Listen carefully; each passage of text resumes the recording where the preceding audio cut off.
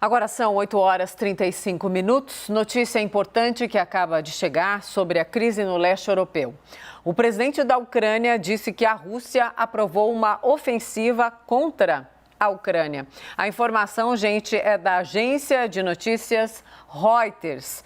Ainda segundo a agência, Volodymyr Zelensky, esse que nós estamos vendo, disse que tentou conversar então com Vladimir Putin por telefone, mas não teve resposta. Vamos com entrevista importante sobre esse dia, mais um dia de tensionamento e de informações mais preocupantes ainda do que está de fato acontecendo no leste europeu. A gente conversa agora mais sobre isso com o historiador Ângelo Segrilo. Olá, Segrilo, boa noite, bem-vindo de volta aqui ao Expresso CNN. Mona Lisa falando, me ouve bem? Ouço bem sim, boa noite, Mona Lisa. Muito obrigada, Segrilo, pela parceria. Estamos conversando bastante sobre esse assunto. Parceria, eu digo, por voltar assim, em tão pouco tempo aqui a nossa programação, mas é fundamental a gente unir forças e conhecimento aí para entender esse momento. Hoje um dia, muito preocupante. Agora há pouquinho também o Lorival trazia para a gente imagens novas, então, reveladas pela CNN sobre o que seria, o que é, A imagem é muito clara. Tropas em formação militar na fronteira norte. Daqui a pouquinho o Lorival também vai participar desse papo.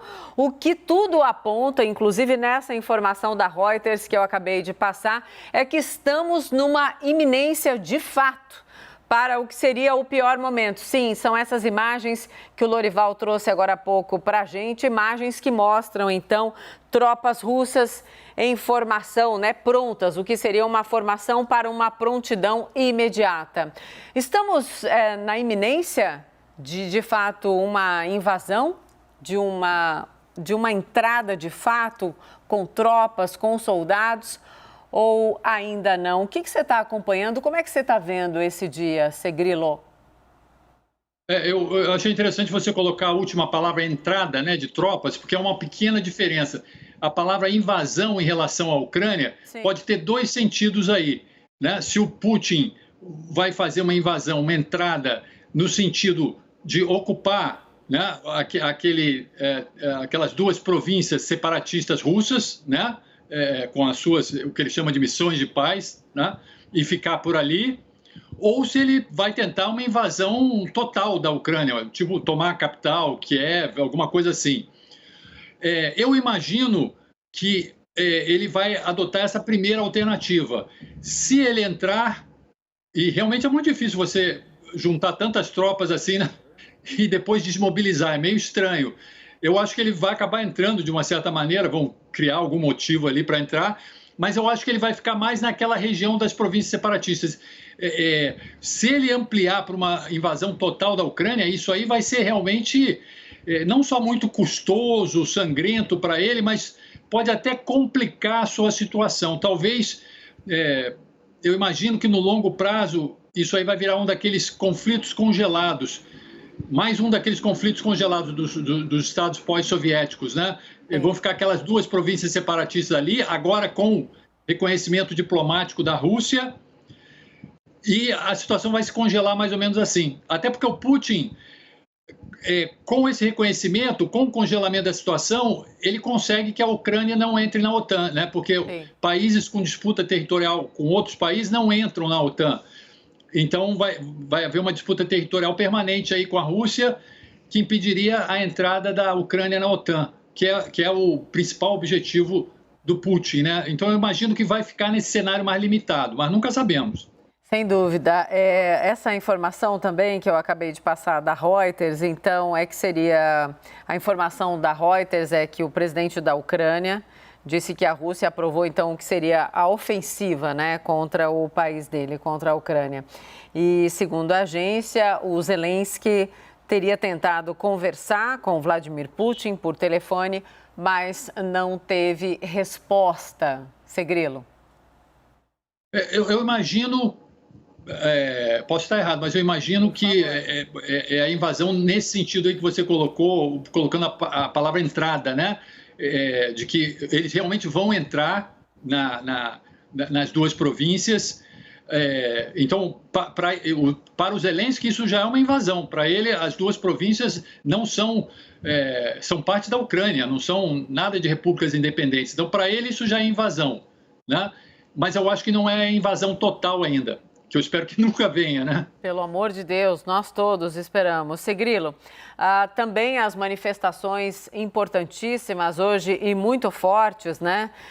Desde que ela foi aberta na Assembleia Geral ali da ONU, o ministro das Relações da Ucrânia dizendo que Putin negou o direito do país existir.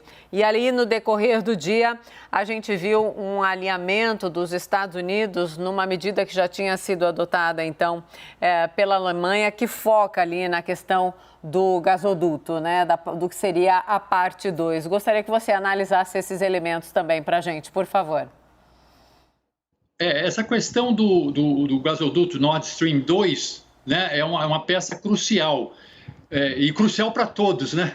Porque ela é tão importante para a Rússia quanto também para a Europa, né? Então é uma coisa para os dois lados. Então você fechando, né, essa via do gás natural para a Rússia, certamente isso vai ser um grande problema, não só todo o investimento que eles fizeram, porque esse Nord Stream 2, ao contrário do Nord Stream 1, que tinha capital de outros países, esse Nord Stream 2 foi feito apenas com capital russo, então o prejuízo é total da Rússia. Inclusive o Biden hoje colocou sanções sobre a empresa que construiu esse Nord Stream 2, que na verdade é o Gazprom, né? Vamos dizer, a grande Petrobras lá da Rússia do gás. Então isso aí é uma arma forte contra a Rússia, vai afetar, vai pegar bem no bolso, vamos dizer assim, no caso no bujão de gás da Rússia, que é parte do bolso da Rússia junto com o petróleo.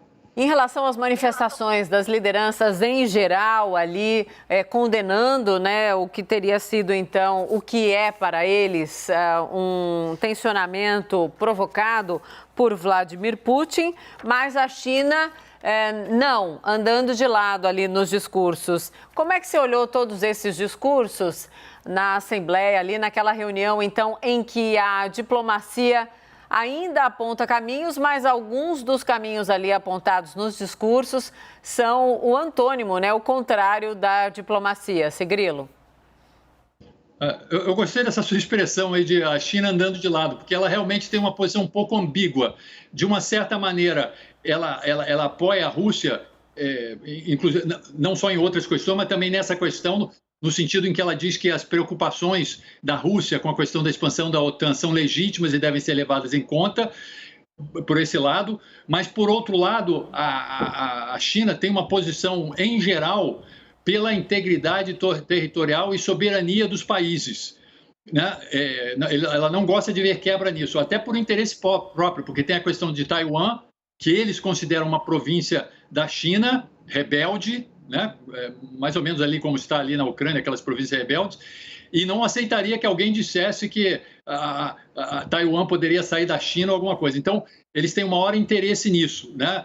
Tanto que eles não reconheceram a tomada da Crimeia pela Rússia, apesar de terem sido não totalmente opostos à Rússia naquele episódio, mas não reconheceram também. Então, a China tem essa posição ambígua. E os países ocidentais estão unidos em relação a isso, né? Nesse sentido, o Putin perdeu, porque essas suas atitudes acabaram unindo mais os países ocidentais, que tinham algumas tensões entre eles. Ali na União Europeia tinha tensões, por exemplo, com a Polônia, né? Porque tem um governo um pouco autoritário lá, etc. E agora estão muito unidos, né? Os Estados Unidos acabaram de mandar muito equipamento militar, soldados para a Polônia. Então, nisso aí, o Putin teve um problema que voltou o fogo contra ele mesmo, né? Nesse sentido. Sim, Segrilo. O secretário-geral da ONU, Antônio Guterres, proferiu uma frase que eu considero que entrou para a história. Disse Guterres, vou abrir aspas aqui, nosso mundo está enfrentando um momento de perigo. Eu realmente esperava que não acontecesse. É algo que a gente precisa prestar atenção, né? Eu esperava que algo que não acontecesse, disse o Guterres. Quando ele fala nosso mundo nesse perigo, ele fala de um terceiro momento, de um enfrentamento, de uma terceira guerra? Ou de o temor para uma terceira guerra? Eu acho que exatamente aí que ele está querendo chegar. Sim. Porque, né, desde o final da Guerra Fria, nós não tínhamos visto um conflito que tivesse a possibilidade, talvez, de se generalizar e afetar diferentes regiões do mundo, né? Então, eu acho que ele realmente tem essa preocupação, que não fique uma coisa só entre Rússia e Ucrânia, até porque tem uma aliança militar ali perto que está dando apoio à Ucrânia, que isso aí possa se generalizar não só para o teatro europeu, mas também para o teatro mundial, né? E aí eu acho que ele está aprendendo um pouco com a história, né? A Primeira Guerra Mundial também começou com um conflito localizado, que era entre dois países, Sérvia e Áustria, ninguém tinha nada a ver com isso, e de repente, até por conta das alianças militares, né, se expandiu e acabou tomando conta não só da Europa, como do mundo. Eu acho que é exatamente essa a preocupação dele. Também senti nesse sentido. O Segrilo, quando a gente vê, né, as nações ali indo para o caminho do estrangulamento financeiro da Rússia, né, com sanções ali duras dos Estados Unidos, podem ficar muito mais duras, inclusive foi exatamente isso que disse o presidente Joe Biden, sanções também da União Europeia, né, sanções ali do Reino Unido. A gente também precisa lembrar que a Rússia tem reservas absolutamente robustas, né? Quando a gente pensa o quão vulnerável está a Rússia de hoje, até conversava sobre isso com o Lorival ontem, é muito diferente da Rússia de 10 anos atrás. Gostaria que você também falasse um pouco sobre esse cenário. Claro, qualquer sanção é péssimo, mas não tão péssimo nesse momento de Vladimir Putin no comando ali da Rússia. Isso é verdade.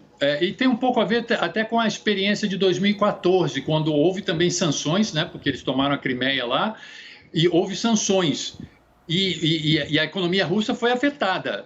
O crescimento russo nos últimos anos tem sido bem baixo em relação a épocas passadas. Então, afetou realmente a economia russa, mas eles se adaptaram.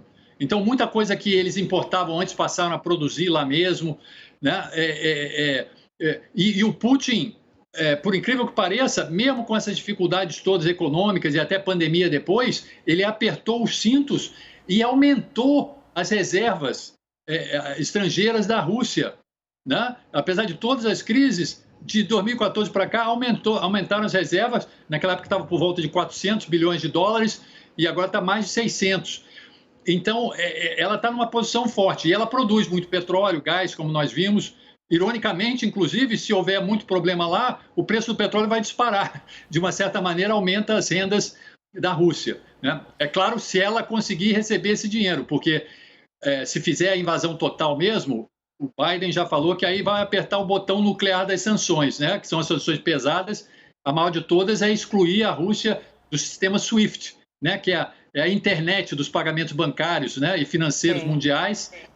E isso vai ser, essa realmente vai ser muito pesada. Mas a Rússia vem se preparando para isso. Inclusive criou até um sistema paralelo ao SWIFT, mas que está muito em estágio rudimentar. Mas eles vêm se preparando para sanções. Segrilo, seria algo parecido com o que aconteceu com o Irã? Exatamente. O Irã, por um tempo, foi excluído do sistema SWIFT. É importante saber também que o sistema SWIFT não pertence aos americanos, hein? Ele é sediado na Bélgica, é uma coisa particular, mas os americanos têm poder de pressão imensa, né? E eles conseguem, de diferentes maneiras, influenciar. Então, provavelmente eles vão conseguir que se faça alguma coisa no sistema SWIFT, se quiserem lá na frente. E eu acho que o Biden está segurando essas últimas armas mesmo de destruição em massa, né? Das sanções mesmo máximas, na esperança de que o Putin fique só nessa coisa limitada, de só ali naquelas duas regiões. E pare por ali. Eles esperam dissuadir isso. Agora, se houver invasão total, eles vão utilizar essas sanções piores, que vão piorar muito para a Rússia, mas que vão piorar também para o Ocidente, né? O preço do petróleo vai disparar, etc. É péssimo para todo mundo, né, Segrilo? Segrilo, a última vez que a gente conversava, a gente dizia assim que sim, a diplomacia estava tentando bastante. Hoje a gente viu ali a nata da diplomacia, né, do planeta se manifestando. Você ainda acredita, para terminar esse papo, Segrilo, numa solução pela diplomacia ou não? Olha, eu acredito que sim. Eu sou historiador, eu gosto mais de falar do passado, né? Mas a gente se arrisca a falar do futuro e pode queimar a língua depois. Sim. Mas eu acho que a diplomacia vai funcionar agora, porque eu acho que o Putin, ceteris paribus, né? Todo o resto sendo igual, ele vai parar por aí, ele não vai para a invasão total. E vai criar um conflito congelado ali, que aquelas duas repúblicas vão ficar igual na Geórgia, a Abkhazia, Ossétia do Sul. É mais um conflito congelado ali no espaço pós-soviético. Ângelo Segrilo, historiador, conhecedor profundo ali da região. Muito obrigada pelo papo, pela aula. A gente aprende, já deixo o convite para uma próxima e tomara que sim, que a diplomacia resolva tudo isso. Obrigada, boa noite para você. Sou eu que agradeço o convite, boa noite. Obrigada.